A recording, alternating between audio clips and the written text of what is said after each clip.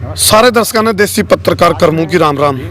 आज डेंगू ने लेकर आपा धापी मैच रही है, मतलब आहाकार मैच रहा है और सारा चुकरदे नू रुका पड़ रहा है। डेंगू जो हो गया तो कदे प्लेटलेट्स डाउन आ जाए या फिर कदे मामले वारी बेरा पटे। तो आयुर्वेद में डेंगू की क्या परिभाषा है, क्या डेंगू होया करता, तो उसको समझना बहुत जरूरी है। क्योंकि ज़्यादातर जो लोग हैं वो डेंगू ने आड़ते ले ले हैं और साइकोलॉजिकल उनका परेशानी ज़्यादा बढ़ जाए। डेंगू तो बेरन ठीक होगा कि नहीं होगा उनका, लेकिन और बीमारी और उन्हें चुकरदे लपेट ले हैं। आज की इस चमत्कारी वीडियो में डॉक्टर अरिहंत हैं जो कि PhD आयुर्वेदा हैं, जिनका पूरा तजुर्बा है। मैं बारीकी तो हमने बताऊंगे भी डेंगू ने प्राचीन समय में किस रूप में आप देखा कर दे, के उसके लक्षण होया कर दे और के समाधान होया करता। तो आयुर्वेद के हिसाब से उन्होंने इसकी समस्या का जड़ तय समाधान टो लिया है और नू भी दावा कर दिया है अगर भाई जयू फार्मूला हम इस्तेमाल करोगे तो डेंगू तय जड़ तय मुक्ति मिल जाएगी। और ऐसा नहीं है भी आपकी मिलेगी, आप और ने भी मुक्ति देने लग जाओगे डेंगू की बीमारी तय। तो इस वीडियो ने ध्यान से देखियो, कमेंट बॉक्स में अपने विचार जरूर लिखियो ताकि कोई भी, क्योंकि इनका हर जान कीमती है। तो डॉक्टर अरिहंत ने बड़ी मेहनत के बाद, शोध के बाद कोई फार्मूला ईजाद किया है और इस फार्मूला के बारे में मैं भी जहाँ तक बताना चाहूँ, क्योंकि जगह जगह आप देखेंगे तो डेंगू के बारे में खूब सारे नुक्ते मिलेंगे, लेकिन प्रमाणिक रूप से और मतलब वैज्ञानिक आधार पर जो आयुर्वेद के अनुसार जो फार्मूला बना है उस फार्मूला के बारे में पहले तो डेंगू के बारे में डॉक्टर साहब समझाए हैं इस चमत्कारी वीडियो में भी डेंगू क्या है और कितनी बड़ी बीमारी है, क्या आफत है और पहले क्या करते, पहले क्या सिम्टम थे और समाधान क्या करता। तो आज के टाइम पे आप आयुर्वेद ने पूरा पढ़ नहीं सकते, तो तजुर्बेकार लोगों की हम बात करें तो उस कड़ी में डॉक्टर अरिहंत अपना मुख्य मतलब रोल निभा रहे हैं और हर जान कीमती है। मैं तो बार बार यही कहूँगा, इस चमत्कारी वीडियो ने देख लो, वीडियो देखते इतना तो मेरा पक्की जच रही है 80% तो आपकी जो डेंगू है वह वीडियो देखने तक, क्योंकि आपका मनोबल, आपका मोटिवेशन बढ़ जाएगा। 80% तो डेंगू आपका वीडियो देखने तक खत्म हो जाएगा। और जब डॉक्टर साहब वाला फार्मूला ने आप इस्तेमाल कर लोगे तो आपका 100% मतलब डेंगू जो है 100% जड़ तक खत्म हो जाएगा। आपका खुद का नहीं औरा का भी आप खत्म कराने लग जाओगे, क्योंकि प्रकृति में बहुत कुछ है जिसमें अपनी सारी बीमारियों का इलाज पहले है, बस उसको टोक है, उसको इम्प्लीमेंट करने की ज़रूरत है। वीडियो ने देखो और शेयर करते रहो। बहुत बहुत धन्यवाद। आज मैं डेंगू बुखार के बारे में आपसे बातचीत करना चाहूँगा। डेंगू बुखार को आयुर्वेदा व नेचुरोपैथी में दंडक बुखार भी कहा जाता है। भाव जिस बुखार में डंडों से पिटाई होने जैसी पीड़ा हो उसे दंडक बुखार कहा जाता है। डेंगू बुखार क्यों फैलता है? इसका मुख्य कारण है एडिज नामक मादा मच्छर जो साफ पानी में पनपता है। जैसे मलेरिया का मच्छर गंदे पानी में पनपता है, इसलिए हमें चाहिए कि हमारे आसपास साफ पानी को भी एकत्रित ना होने दें।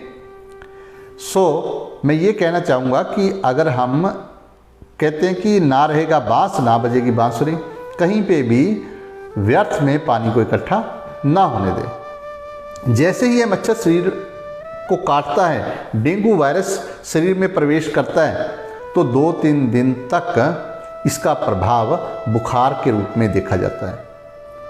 कुछ दिनों तक यह बुखार तीव्र हो जाता है। तीव्र होने पर इसे एक्यूट वायरल फीवर कहा जाता है या हाई ग्रेड फीवर कह सकते हैं। इसके बाद क्या होता है, जैसे जैसे ये बुखार 7-8 दिन बाद कम होना शुरू होता है, हमारे प्लेटलेट्स टूटने शुरू हो जाते हैं, क्योंकि इस वायरस का प्रभाव पूरी तरह से लीवर पर आ जाता है। जब प्लेटलेट्स काउंट कम होने लगते हैं तो रक्त स्राव होने का खतरा बन जाता है। इसलिए इस पेशेंट को बहुत ही सावधानी से किसी प्रकार का जख्म या ब्लड नहीं आने देना चाहिए, उससे बचाव रखना चाहिए। आप इसके लिए डॉक्टर की सलाह ले सकते हैं और डॉक्टर से प्रिकॉशन ले सकते हैं, पूछ सकते हैं और अपने आप को हॉस्पिटलाइज भी कर सकते हैं। लेकिन मैं एक बात बहुत ही साफ और स्पष्ट आपको बताना चाहता हूँ कि इसका किसी प्रकार का इलाज नहीं है। वायरस को मारने के लिए कोई दवाई नहीं है। आप ये बिल्कुल सत्य मान लें कि इसको मारने की, वायरस को, कोई भी दवाई इजाद नहीं हुई है। तो हम क्या करते हैं, जब मेडिकल साइंस की बात करें या किसी और पैथी की बात करें, ये मन में बिठा लें कि इसकी कोई दवाई नहीं है। तो अब हम ये जानेंगे क्या हमारे ऋषि मुनियों ने, गुरु साहबानों ने या हमारे आचार्यों ने इसके बारे में हमें कुछ नहीं समझाया है। अगर समझाया है तो वो क्या है? वो ये समझाया कि हमारे शरीर में वायरस को मारने की अपने आप में एक ताकत है। हमारी प्रतिरक्षी प्रणाली जब हमारे तीनों दोष बराबर होते हैं तो बहुत ही अच्छी तरह कार्य करती है और इन वायरस को अपने आप मारने में सक्षम है। तो हमारी प्रतिरक्षी प्रणाली को, तीनों दोषों को बैलेंस कैसे करें इस ज्वर आने पर, यह जो ज्ञान है यह बिल्कुल उत्तम ज्ञान है। और इस ज्ञान को लेकर मेरा ये मानना है कि ये ज्वर आपके पास नहीं आ सकता, इस वायरस का प्रभाव आप पर कतई नहीं हो सकता। क्या है वह ज्ञान?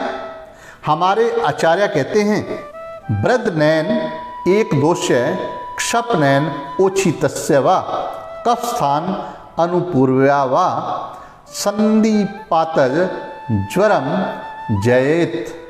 भाव, हमारे शरीर में बड़े हुए दोष को कम करो और घटे हुए दोष को बढ़ाकर बराबर मात्रा में लाकर इसका इलाज किया जाता है। अब कौन सी ऐसी औषधियां हैं जो इसका इलाज करने में सक्षम हैं, कारगर हैं? इसमें औषधियां हैं गिलोय, तुलसी, कालमेघ, अड़ूसा व पपीता, अनार आदि। ये औषधियों की पूर्ण जानकारी हमें लेनी चाहिए। अगर आप कालमेघ की बात करें तो यह ज्वर उतारने में दुनिया में सबसे सर्वश्रेष्ठ मानी गई है। गिलोय की बात करें, एंटी इन्फ्लेमेटरी है, एंटी ऑक्सीडेंट है और इसका जो प्रभाव है वो कमाल का है, ये जीवनदायिनी है। इसीलिए इसे राष्ट्रीय हर्ब घोषित किया है। तीसरा हमारे पास अड़ूसा है जो छाती के रोगों में रामबाण मानी गई है, कफ रोगों में रामबाण मानी गई है। फिर उसके पास हमारे पास तुलसी है। तुलसी जो है संक्रमण रोगों को रोकने के लिए चिरकाल से, लाखों सालों से बहुत ही लाभकारी, परम लाभकारी मानी गई है। पपीता व अनार का रेगुलर यूज करने से आपके प्लेटलेट्स बढ़ जाते हैं। क्यों इन बूटियों का प्रयोग करना है? क्योंकि इनका किसी प्रकार का साइड इफेक्ट नहीं है, इनके लाभ ही लाभ हैं और ये आपके शरीर की प्रतिरक्षी प्रणाली को बहुत ताकतवर कर देते हैं। वह वायरस को शरीर अपने आप खत्म करने में सक्षम हो जाता है। यह जो ज्वर है, जब ये ज्वर आता है तो हमें बहुत कॉम्प्लिकेशन आती हैं, जैसे सर दर्द होता है, हाथ पांव आँख में तीव्र पीड़ा होती है, 2-3 दिन बाद बुखार कम होकर फिर बुखार तीव्रता से आता है, शरीर में जकड़ाहट होती है, अस्थियों में तीव्र पीड़ा होती है, चलने में असमर्था होती है, अति दुर्बलता आती है, जी मचलता है, उल्टी होने लगती है। ऐसे ऐसे बहुत सारे लक्षण आते हैं। लेकिन अगर हम इन हर्ब का इस्तेमाल करते हैं, जो हर्ब मैंने बताई, आपके पास भी इस प्रकार के रोग नहीं आ सकते। तो मेरे कहने का भाव है कि आप इन जड़ी बूटियों को पेड़ से लें, पंसारी से नहीं। ये सब औषधियाँ पूरे भारतवर्ष में पाई जाती हैं। कहीं से भी इन औषधियों को परिपक्व व फ्रेश अवस्था में लेकर इनका रस निकाल कर पियोगे तो आपको संपूर्ण लाभ मिलेगा। क्योंकि हमारे आचार्य चक्रपाणी कहते हैं, यंत्र निष्पीड़िता द्रव्याद रस सवरस उच्यते। भाव ताजी हरी जड़ी बूटियों को पीस कर जो रस निकाला जाता है वह चिकित्सा की सबसे उत्तम विधि है। अगर आपके इर्द गिर्द ये बूटियाँ आपको नहीं मिलती हैं या आप उनका रस निकालने में असमर्थ हो तो आप हमारे से इनका ताज़ा फ्रेश परिपक्व रस मंगवा सकते हो, जो कि अत्यंत लाभकारी है। और मैं चाहूँगा इस संदेश को पूरे भारतवर्ष में पहुँचाओ और सुख में आनंदित व गौरवमय जीवन व्यतीत कर सकें। क्यों? क्योंकि जब हमारा स्वास्थ्य अच्छा होगा तो हम सभी क्रियाकलापों को, सभी कामों को बहुत अच्छा कर पाएंगे। धन्यवाद। सत श्री अकाल। नमस्कार।